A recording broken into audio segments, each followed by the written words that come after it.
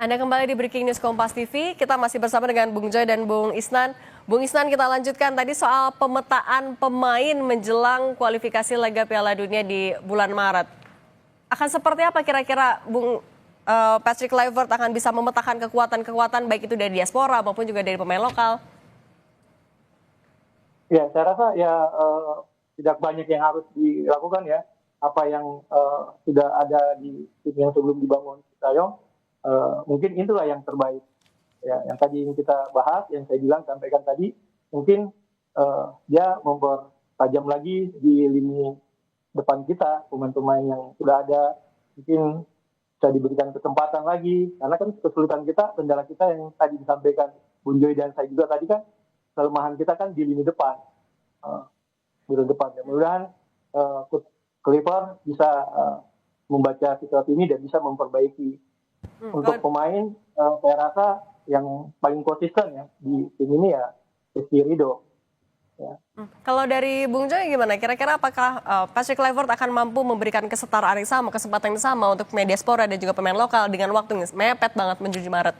Sangat tergantung pada program yang akan dia jalani pada hari-hari pertama ini dia di Indonesia.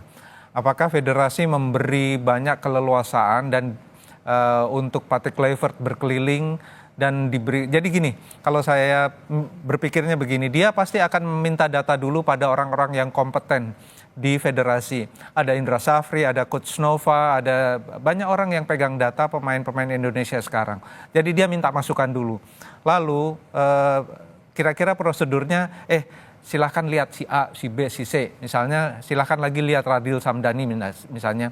Yang kemarin sempat masuk timnya Sintayong kemudian tidak lagi masuk gitu ya. Ada beberapa pemain kan. Karena pemain-pemain yang kemarin sempat di blacklist Sintayong bisa jadi main lagi ya? Oh ya bisa jadi juga karena memang kan kalau di tim nasional itu kan keluar dan masuk. Ya siapapun dimanapun siapapun keluar masuk yang tadinya konflik sama si A balik lagi itu sudah biasa lah. Jadi nggak ada masalah. Problemnya adalah apakah pemetaan dan fooding bahan yang diberikan oleh tim Indonesia, apakah itu Indra Safri atau siapapun, itu mampu meyakinkan dia, oke, saya mau lihat si A, saya mau lihat si B. Karena dia tidak bisa hanya menerima data, dia harus melihat pertandingan Liga 1 gitu loh. Kalau waktunya ada dan kalau ada kemauan juga atau ada perintah dari federasi.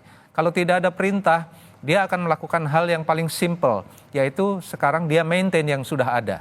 Dia nggak perlu nambah-nambah lagi karena dia tahu kan recordnya juga gitu loh. Jadi record yang sudah dipegang oleh Sintayong dia tahu kan gitu loh. Jadi dia tinggal melihat raportnya pemain lokal yang ada di timnya Sintayong. Raportnya Asnawi, Marcelino Ferdinand, Pratama Arhan, Ramadan Sananta, Hoki Caraka. Dia akan lihat raportnya. Lalu dia kemudian bilang, oke, saya akan benahi ABCD. Si A, ABCD. Nah kalau dia mau nambah, dia butuh misalnya dia lihat kalau saya misalnya ini Asnawi kok permainannya tidak terlalu grafiknya tidak naik ya gitu loh. Adakah alternatif pemain di posisinya Asnawi? Dia akan tanya sama Indra Safri gitu loh. Siapa kira-kira penggantinya? Kandidatnya siapa aja? A, B, C, D. Oke saya mau lihat. Nah itu kan tergantung dari programnya Kluivert di Indonesia saat ini gitu loh. Apakah dia besok akan mulai berkeliling atau dia masih ada urusan dengan urusan PR dan macam-macam untuk dalam tanda kutip jualan timnas gitu kan nggak ada yang tahu karena belum diumumkan juga dia mau apa di sini. Lalu berapa lama dia ada di sini. Cuma memang kalau kita lihat dari keseluruhan skuad yang ada harus kita akui memang butuh beberapa penambahan. Apakah penambahannya dari tim Liga 1 di Indonesia ataukah memang masih butuh diaspora atau apa itu yang akan dirumuskan dalam pekan-pekan ke depan. Tetapi kalau kita menghadapi constraint waktu pada pertandingan melawan Australia yang tidak terlalu lama lagi, menurut saya persoalannya bukan di penambahan atau apa. Jadi tim yang sudah dikonstruksikan oleh Sintayong ini dilihat kelebihannya apa ditambah, dilihat kekurangannya apa diperbaiki diperbaiki gitu loh. Jadi ini barangkali yang akan menjadi prioritas Kluivert dan timnya pada hari-hari ini. Jadi menurut saya kalau untuk menambah atau foodingnya pasti akan dari orang seperti Indra Safri, karena yang tahu betul Coach Nova, yang tahu betul kondisi pemain di Indonesia dengan semua aspeknya, itu mereka gitu loh. Jadi harusnya sih datangnya dari situ, baru Kluivert yang ikut. Dia mungkin bisa bagi tugas juga dengan Pastor, dengan Lanzat. Jadi harusnya sih kerjasamanya seperti itu ya. Ngumpulin bekalnya dulu. Nah kalau Bung Isnan, kan yang juga sebenarnya bisa jadi dibilang tantangan ya, adalah karena nanti di kualifikasi Piala Dunia, publik sepak bola ini udah punya perbandingan ketika Indonesia lawan Australia seperti apa, hasilnya imbang, lawan Tiongkok, lawan Jepang dan juga lawan Bahrain udah ada nih. Nah untuk biar bisa menang, memuluskan tiket Indonesia menuju Piala Dunia, kira-kira di waktu yang singkat ini Patrick Kluivert mendingan mengadaptasikan formasi dan juga strateginya Shin Tae-yong, atau ya bisa jadi dia merubah total? Ya, saya rasa kita bicara filosofi pelatih kan pasti tentunya karakternya berbeda-beda. Shin Tae-yong dengan datang ke Indonesia seperti apa, Kluivert datang seperti, tentu yang paling penting adalah pemahaman pemain. Bagaimana pemain bisa cepat menangkap game plan dari apa yang dimau Coach Kluivert. Saya rasa ini yang penting. Bagaimana pemain bisa nanti mengaplikasikan dengan cepat. Saya rasa dan tidak mungkin juga pemain juga akan cepat beradaptasi ya, karena kita tahu pertandingan nanti juga pasti kita main di away kan. Jadi kesiapan keseluruhan semua tim juga kita perlu dukungan semua pihak, harus bersinergi untuk bisa memenangkan. Karena kita harus optimis, karena kalau kita ingin lolos, minimal kita harus menang 2 kali, terus draw sekali kan. Jadi harapan saya tentunya kita bisa meraih kemenangan 2 kali dan draw sekali untuk meloloskan kita ke Piala Dunia. Bung Joy, Ketua Umum PSSI Erick Thohir bilang kalau misalnya untuk di kualifikasi yang sekarang nih ya pintunya masih terbuka lebar, tapi akan jadi tantangan yang beda sekali ketika kita lolos ke kualifikasi babak selanjutnya. Menurut Anda apa yang bisa dimaksimalkan oleh Patrick Kluivert untuk ya biar di babak selanjutnya pintu itu masih terbuka lebar? Ya, memang bicaranya step by step ya, harus lolos dulu. Kalau untuk lolos langsung sebagai peringkat kedua memang berat banget, karena ada 2 lawan berat yang masih harus dihadapi Indonesia, Jepang di Osaka, Australia di Sydney.